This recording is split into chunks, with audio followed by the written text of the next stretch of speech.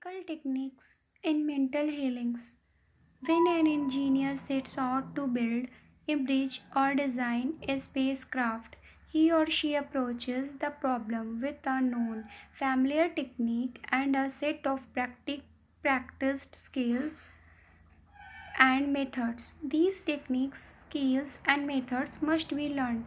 In the same way, there are recognized techniques, skills, and methods for governing, controlling, and directing your life. These methods and techniques are primary. In building the Golden Gate Bridge, the engineers first had to understand mathematical principles, stresses, and strains. Second, they developed in their minds a visualization of the ideal bridge across the bay. The third step was the application of tried and proven methods by which the principles were implemented. When these three steps were completed, the bridge took form and generation of motorists began to drive across it. If you want to prayers to be answered, you must start with the proper techniques and methods. The way in which your prayer is answered is a scientific way. Nothing happens by chance. This is a world of order and laws. In this chapter, you will find practical techniques for the unfolding and nurturing of your spiritual life. Your prayers must not remain up in the air like a balloon. They must go somewhere and accomplish something in your life. When we analyze prayer, we discover there are many different approaches and methods. We will not consider in this book the formal ritual prayers used in religious services. These have an important place in group worship, but that is not our focus here. We are immediately concerned with effective methods of personal prayer that can be applied in your daily life and used to help yourself and others. Prayer is the formulation of an idea concerning something we wish to accomplish. Prayer is the soul's sincere desire. Your desire is your prayer. It comes out of your deepest needs and it reveals the things you want in life. Blessed are they that hunger after righteousness, for they shall be filled. That is the real nature of prayer, the effective expression of life's hunger and thirst for peace, harmony, health, joy, and all the other blessings of life. Passing over technique for impregnating the subconscious. As we have seen, the secret of effective prayer is to imbue the subconscious mind with the desired outcome. One of the simplest ways to do this is what is called the passing over technique. This consists essentially of inducing the subconscious mind to take over your request as handed it by the conscious mind. This passing over is best accomplished in a dreamlike state. Know that in your deeper mind is infinite intelligence and infinite power. Just calmly think over what you want. Visualize it's coming into fuller fruition from this moment forward. Be like the little girl who had a very bad cough and a sore throat. She declared firmly and repeatedly, "It is passing away now. It is passing away now." It passed away in about an hour. Use this technique with complete simplicity and naivete. Your subconscious will accept your blueprint. If you were building a new home for yourself and your family, you would take an intense interest in the blueprint for your home. You would want to make sure that the builders followed your blueprint to the last detail. You would keep watch over the materials they used, knowing that the future life of your home depends on the quality of the materials used to construct it. You would select only the best cement, insulation, electrical, wiring, roofing, and so on. Does it not make sense to take the same care with your mental home and your mental blueprint for happiness and abundance. All your experiences and everything that enters into your life depend upon the nature of the mental building blocks that you use in the construction of your mental home. If your blueprint is full of mental patterns of fear, worry, anxiety, or lack, and if you are despondent, doubtful, and cynical, then the quality of the mental materials you installing in your mind will come forth as more toil, care, tension, anxiety, and limitation of all kinds.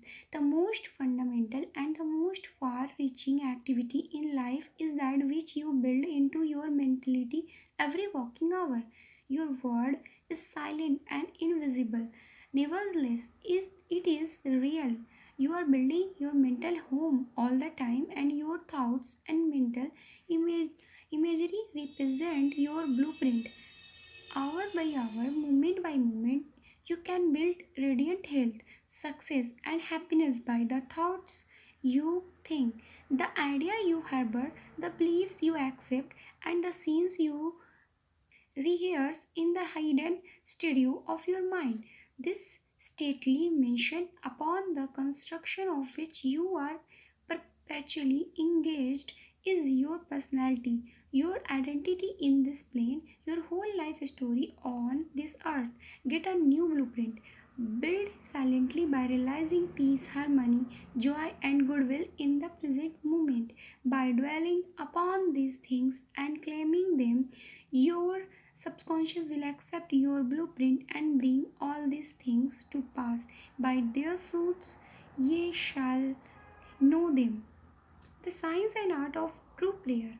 The term science means a body of knowledge that is coordinated, arranged, and systematized.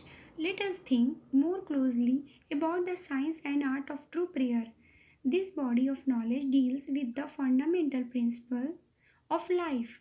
It describes techniques and processes that can be demonstrated in your life and in the life of any human being who applies them faithfully. The art is your technique or process, and the science behind it is definite response of creative mind to your mental picture or thought. Ask and it shall be given you. Seek and ye shall find. Knock and it shall be opened unto you. What does the celebrated verse tell us? It clearly means that you shall receive that for which you ask. It shall be opened to you when you knock, and you shall find that for which you are searching. This technique implies the definiteness of mental and spiritual laws. There is always a direct response from the infinite intelligence of your subconscious mind to your conscious thinking. If you ask for bread, you will not receive a stone. You must ask believing if you are to receive. Your mind moves from the thought to the thing. Unless there is first an image in the mind, it can move, for there would be nothing for it to move toward.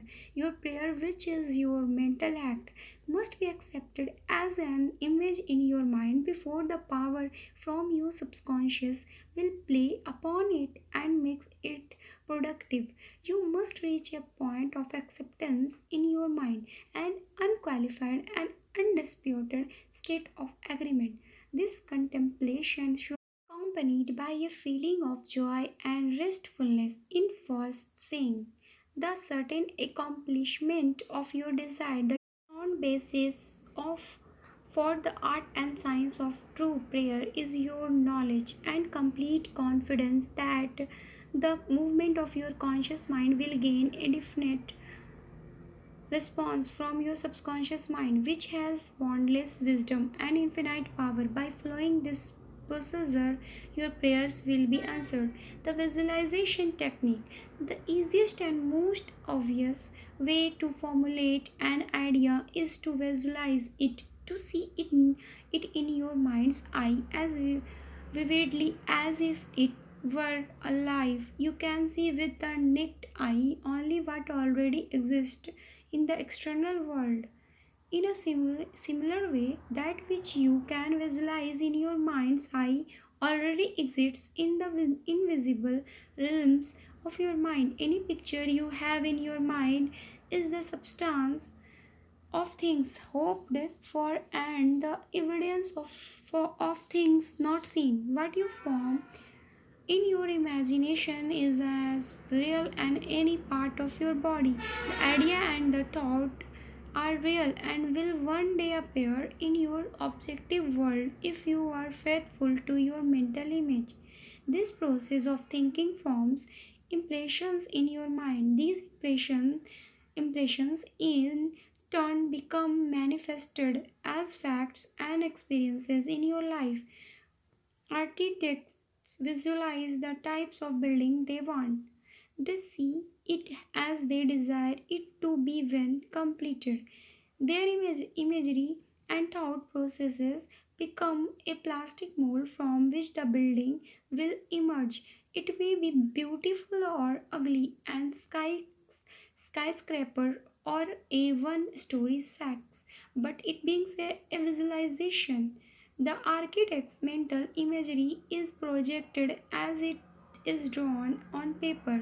Eventually, the contractor and construction workers gather the essential materials and the building progresses until it stands finished, conforming perfectly to the mental patterns of the architect. I always use the visualization technique before I speak to an audience. I quieten the wheels of my mind so that I may present to the subconscious mind my images of thought. Then I picture the entire auditorium. Its seats are filled with men and women who are all illumined and inspired by the infinite healing presence within each one. I see them as radiant, happy, and free. Having first built up the idea in my imagination, I quietly sustain it there as a mental picture while I imagine. I hear people saying, I am healed, I feel wonderful, I am transformed. I keep this up for 10 minutes or more. I let myself know and feel that each person, mind, and body are saturated with love, wholeness, beauty, and perfection. My awareness grows to the point where in my mind I can hear the voices of the multitude proclaiming their health and happiness. Then I release the whole picture and go on the platform. Almost every time I speak, having used this technique, some people stop by afterward to tell me their prayers were ever answered. Mental movie method. As the old saying proclaims, a picture is worth a thousand words. The fact must be stressed that the subconscious mind will bring to pass any picture held in the mind and backed by faith. Act as though I am and I will be. A number of years ago, I was in the Midwest on a lecture tour that took me to several states. I wanted to have a permanent base in the area so that I could serve those who needed my help. My travels carried me far away, but I did not forget the idea of a permanent base. One evening in Spokane, Washington, I relaxed on a couch in my hotel room. I immobilized my attention in a quite passive manner. I imagined that I was talking to a large audience. I said to those listening, I am glad to be here. I have prayed for this idea opportunity. I saw that imaginary audience in my mind's eye and I felt the reality of it all. I played the role of the actor and dramatized this mental movie.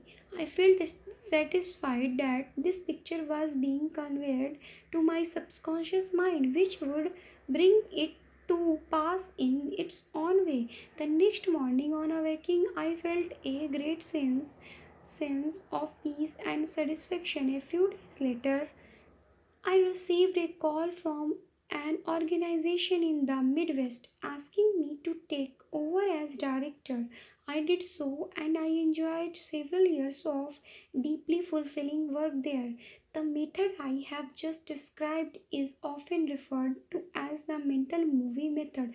I have received a great many letters from people who have read my books or heard me speak, telling me of the wonderful results they have obtained by using this technique.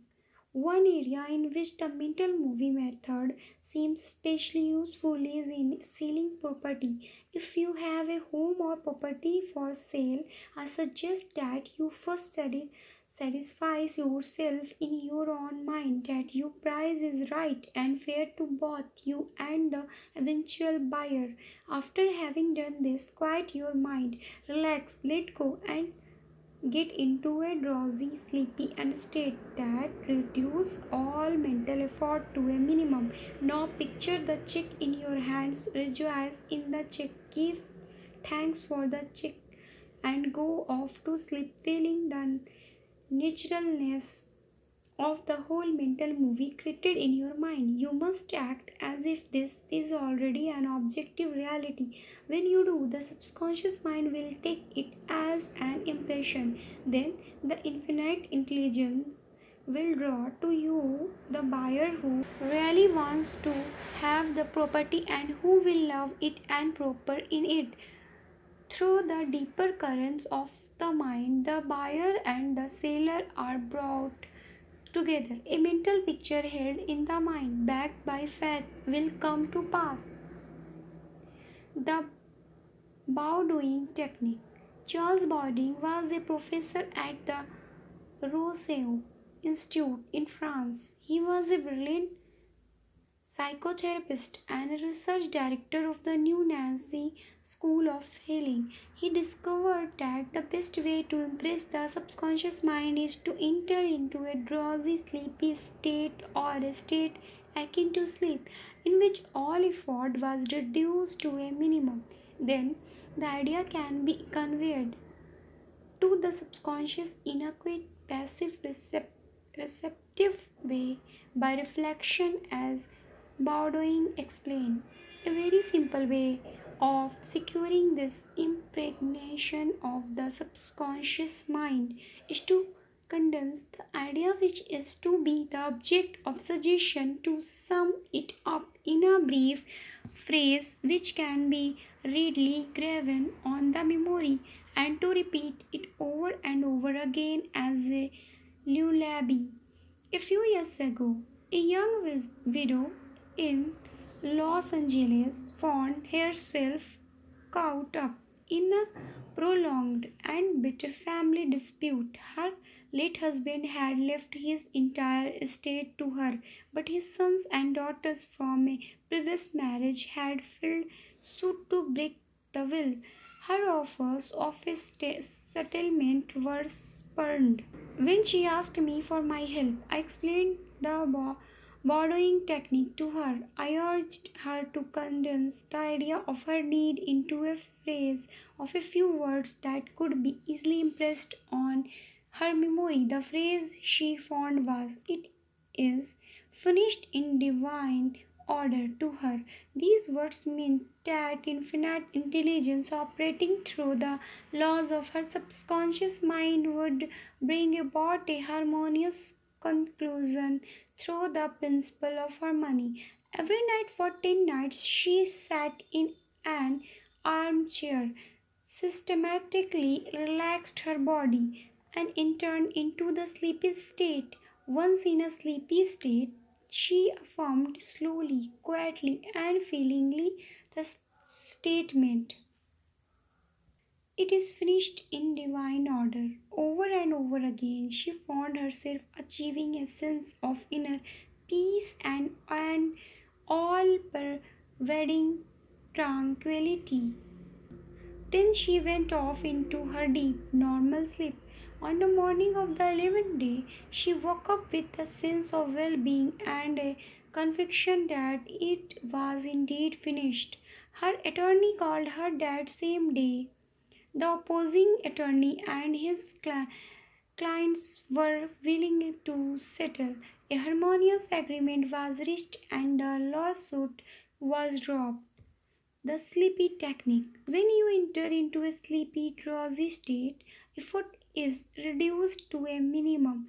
The conscious mind is submerged to a great extent when in a sleepy state. The reason for this is that the highest degree of outcropping of the subconscious occurs just prior to sleep and just after we awaken. In this state, the negative thoughts, which tend to neutralize your desire and so prevent acceptance by your subconscious mind, are no longer present. Suppose you want to get rid of a destructive habit.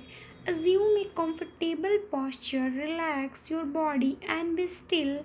Get into a sleepy state, and in that sleepy state, say quietly over and over as a lullaby, I am completely free from this habit. Harmony and peace of mind reigns supreme. Repeat these words slowly, quietly, and lovingly for 5 or 10 minutes. Night and morning. Each time you repeat the words, the emotional value becomes greater. When the urge comes to repeat the negative habit, repeat this formula out loud to yourself by things you induce the subconscious to accept the idea and a healing follows. The thank you technique. In the Bible, Paul recommends that we make known our requests with praise and thanksgiving. Some extraordinary results follow this simple method of prayer.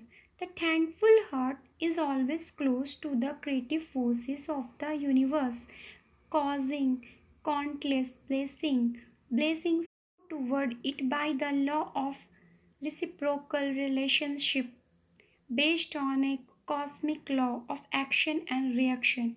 Recently, a young mother told me of her experience with this technique. She said, I was out of work and broke with three small children to feed and clothe. I didn't know where to turn. Then I heard you explain that we should be thankful even before our prayers are answered. It was as if a light had gone on in my mind. I knew I had to try it. Every night and morning for about 3 weeks, this woman repeated the words, Thank you, Father, for my wealth. She did this in a relaxed, peaceful manner and continued until the feeling or mood of thankfulness dominated her mind. She imagined she was addressing the infinite power and intelligence within, though she knew, of course, that she could not literally see the creative intelligence or infinite mind. She was seeing with the inner eye of a spiritual perception, realizing that her thought image of wealth was the first cause relative to the money, position, and food she needed. Her thought feeling was the substance of wealth, untrammeled by antecedent conditions of any kind. Be repeating, Thank you, Father, over and over. The woman's mind and heart were lifted up to the point of acceptance.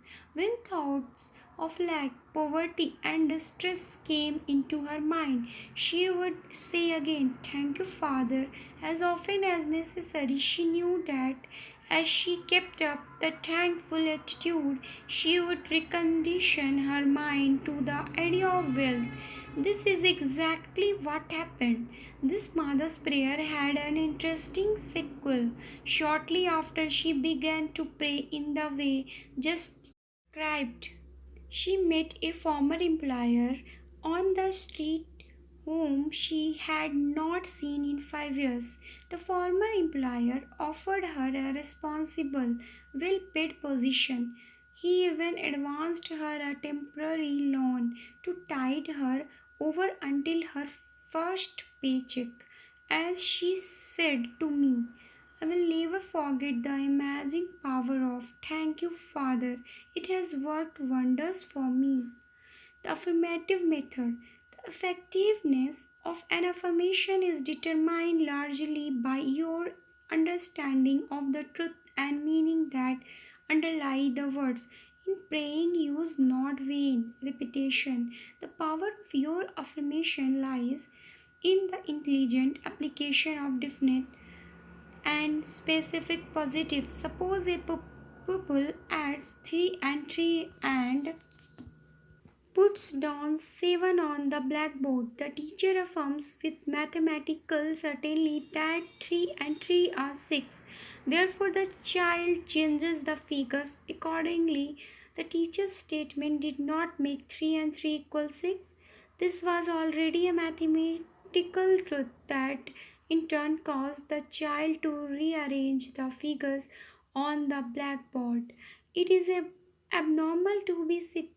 It is normal to be healthy. Health is the truth of your being. When you affirm health, harmony, and peace for yourself or another, and when you realize these are universal principles of your own being, you rearrange the negative patterns of your subconscious mind based on your faith and understanding of that which you affirm.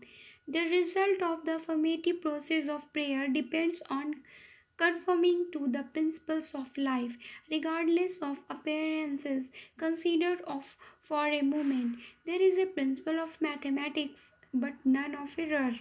There is a principle of truth, but none of dishonesty. There is a principle of intelligence, but none of ignorance. There is a principle of harmony, but none of discord. There is a principle of health, but none of disease, and there is a principle of abundance, but none of poverty. I chose to use the affirmative method when my sister was about to be operated on for the removal of stones in a hospital in England.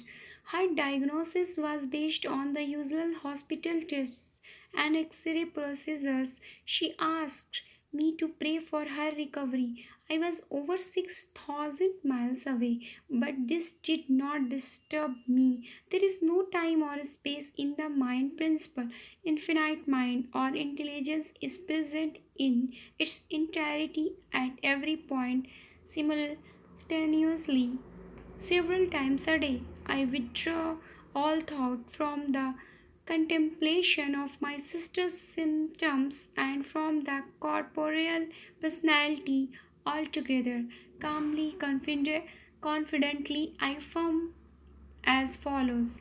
This prayer is for my sister Catherine. She is relaxed and at peace, poised, balanced, serene, and calm. The healing intelligence of her subconscious mind that created her body is now transforming every cell, nerve, tissue, muscles, and bone of her being according to the perfect pattern of all organs lodged in her subconscious mind.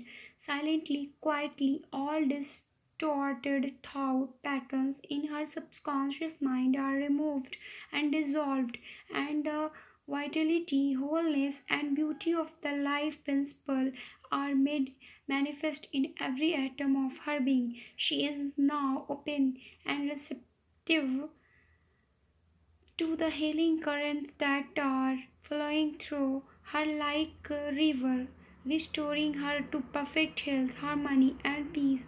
All distortion and ugly images are now washed away by the infinite ocean of love and peace flowing through her, and it is so. At the end of 2 weeks, my sister had another examination. Her x rays were negative. Her doctor admitted that she showed a remarkable healing and called off the scheduled surgery. To affirm is to state that it is so. As you maintain this attitude of mind as true, regardless of all evidence to the contrary, you will receive an answer to your prayer. Your thought can only affirm, for even if you deny something, you are actually affirming the presence of what you deny, repeating as An affirmation, knowing what you are saying and why you are saying it, leads the mind to that state of consciousness where it accepts that which you state as true. Keep on affirming the truths of life until you get the subconscious reaction that satisfies. The argumentative method. This method is just what its name implies.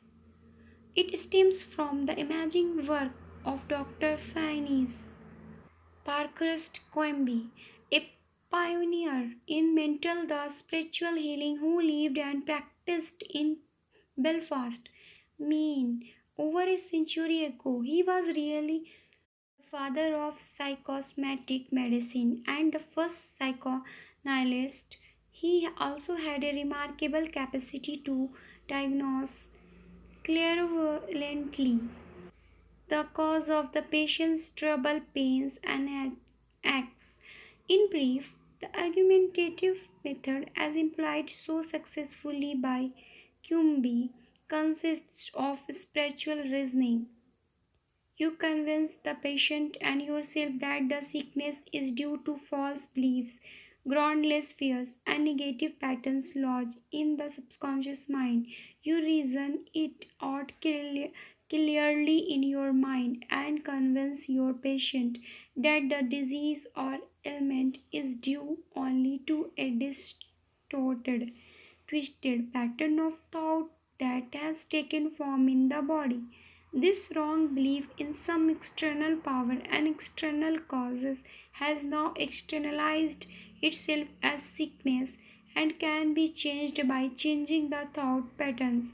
You explain to the sick person that the basis of all healing is a change of belief. You also point out that the subconscious mind created the body and all its organs, therefore, it knows how to heal it, can heal it, and is doing so now as you speak. You argue in the courtroom of your mind that the disease is a shadow of the mind based on disease, shocked, morbid thought imagery.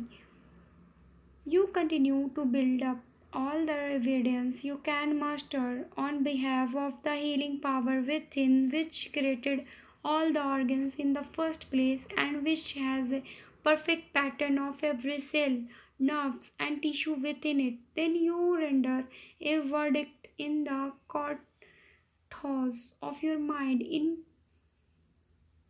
favor of yourself and your patient. You liberate the sick one by faith and a spiritual understanding. Your mental and spiritual evidence is overwhelming since there is but one mind. What you feel as true is made manifest in the experience of the patient, and healing follows.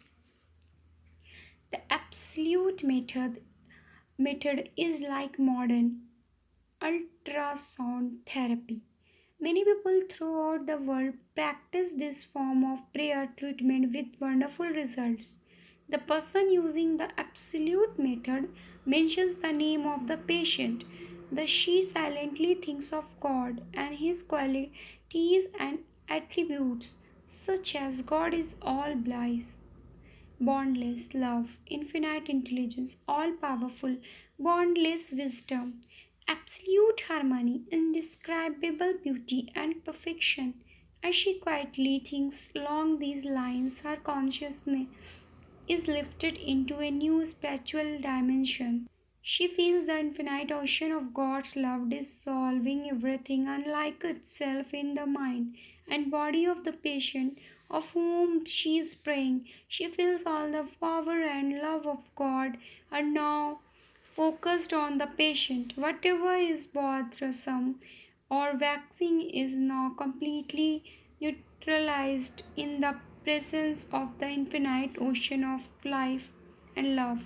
The absolute method of prayer might be compared to the latest developments in ultrasound therapy. These were explained to me recently by a distinguished physician in Los Angeles.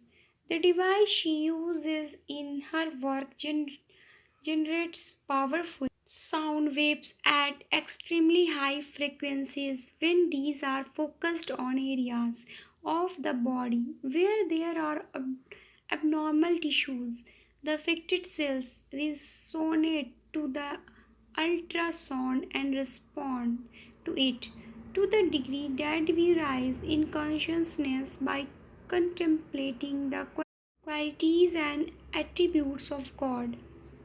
We generate spiritual waves of harmony, health, and peace. Those on whom these waves are focused then resonate to them and respond. Many remarkable healings have been achieved by this technique